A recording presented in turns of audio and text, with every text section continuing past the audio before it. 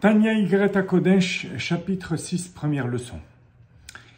Dans ce chapitre, Admor HaZaken va expliquer de nouveau la valeur de la mitzvah de tzedaka sous un autre aspect.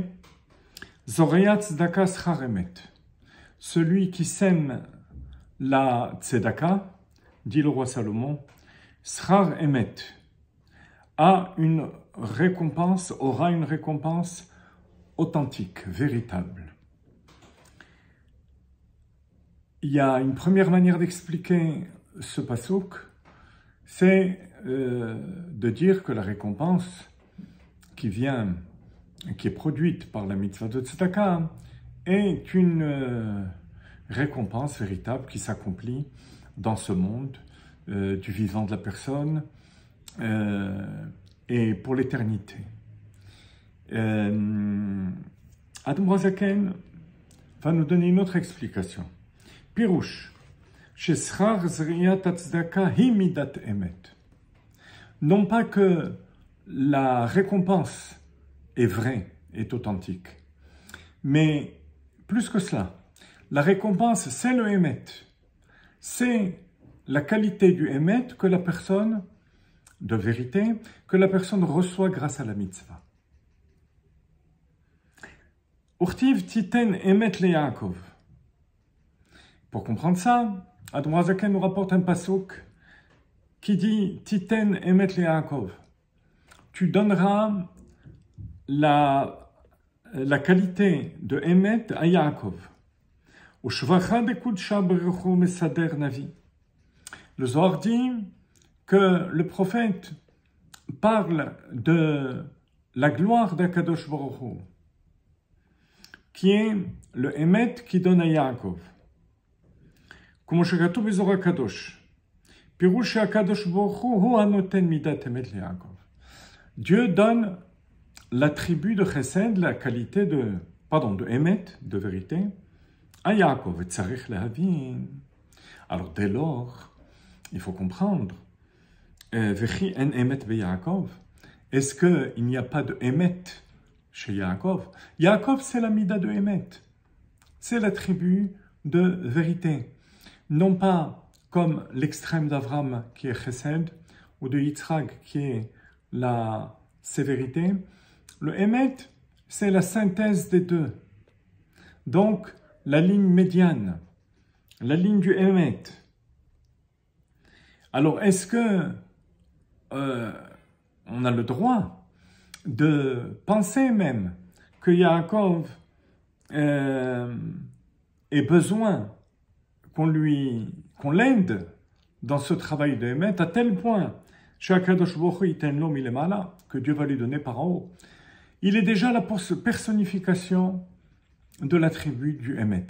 Comme vous savez que Yaakov Avinu, c'est la Torah. Avram, c'est la bienfaisance. Yitzhak, c'est la prière, la avoda. Et Yaakov Avinu, c'est la Torah. Ve'en emet et la Torah. Achine muda'at zot. De midat Yaakov hi midat rachmanut. Ve'avodat Hashem. Bemidat rachmanut hi aba'a. Meit orerut rachamim rabim belev ha'adam. Cet attribut de Emet qui est chez Yaakov, c'est de voir les choses dans l'absolu, telles qu'elles sont vraiment. Donc, comme on vient de dire, la synthèse entre la bonté et la rigueur, ça s'appelle la rachmanut, la compassion. Parce que lorsque je parle de chesed, chesed c'est un extrême, c'est donner à tous. Donner parce qu'on a une nature de chesed. Rachamim, la miséricorde, c'est se rendre compte du mal qu'il y a chez l'autre et malgré tout lui donner.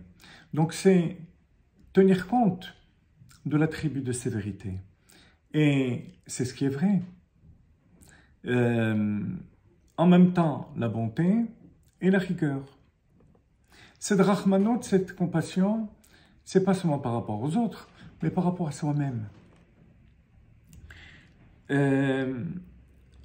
Par rapport à l'étincelle, à Nitzutz Elokut Shebenafsho, l'étincelle de divinité, la Neshama, qui est en nous, Harechoka me'or pnei Hashem, qui est tellement éloignée de Dieu à cause de nos actions. Ka'asher holer b'choshech, b'choshech av le'olam. Lorsque la personne marche dans la voie de la futilité des choses de ce monde, dans le Mitzraïm, dans les barrières de l'étroitesse de ce monde matériel.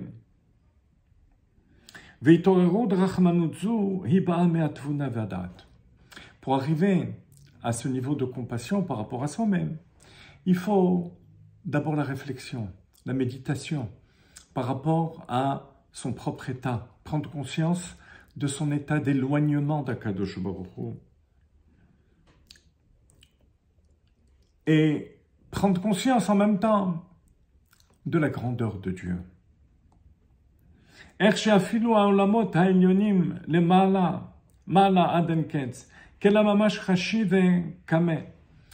savoir que même les mondes spirituels les plus hauts, qui sont proches de Dieu, sont complètement annulés devant Akadosh Baruch Hu. Parce que toute leur vie, toute leur énergie des mondes spirituels les plus hauts, ne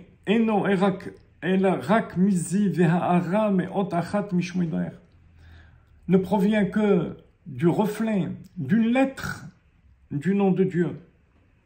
Comme on l'a vu dans le chapitre précédent, que le monde futur a été créé par un Yud. Donc même les mondes les plus hauts ne sont qu'un reflet du Yud.